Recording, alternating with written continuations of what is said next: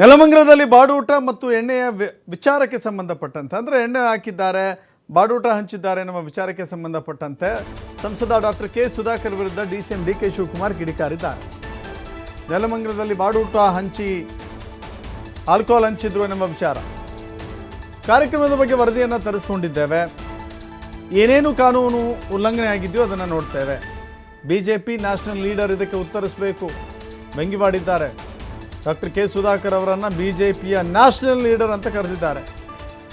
ಇದು ಯಾವ ಪದ್ಧತಿ, ಇದು ಯಾವ ಸಂಸ್ಕೃತಿ ಇದು ಹೇಳಬೇಕು. ಮದ್ಯ ವಿತರಣೆ ಮಾಡಿರುವುದಕ್ಕೆ ಡಿಸಿಎಂ ಡಿಕೆ ಶಿವಕುಮಾರ್ ಪ್ರಶ್ನೆ ಮಾಡಿದ್ದಾರೆ.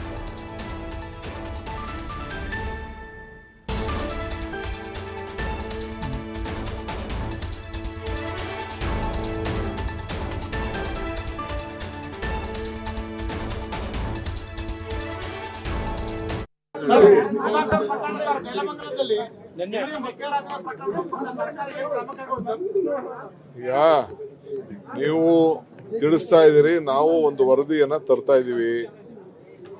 ಇದು ಬಿಜೆಪಿಯವರು, ಅವರ ನ್ಯಾಷನಲ್ ಲೀಡರು, ಸ್ಟೇಟ್ ಲೀಡರ್ಗಳು ಇದಕ್ಕೆ ಉತ್ತರ ಕೊಡಬೇಕು. ಇದು ಯಾವ ಪದ್ಧತಿ, ಯಾವ ಸಂಸ್ಕೃತಿ ಅಂತ ಹೇಳಿ ಅವರು ಉತ್ತರ ಕೊಡಬೇಕು. ಏನೇನು ಕಾನೂನು ಉಲ್ಲಂಘನೆ ಆಗಿದೆ ಅನ್ನೋದನ್ನ ನಾವು ಒಂದು ವರದಿ ತರಿಸ್ಬಿಟ್ಟು ನಾವು ತಿಳಿಸ್ತೀವಿ.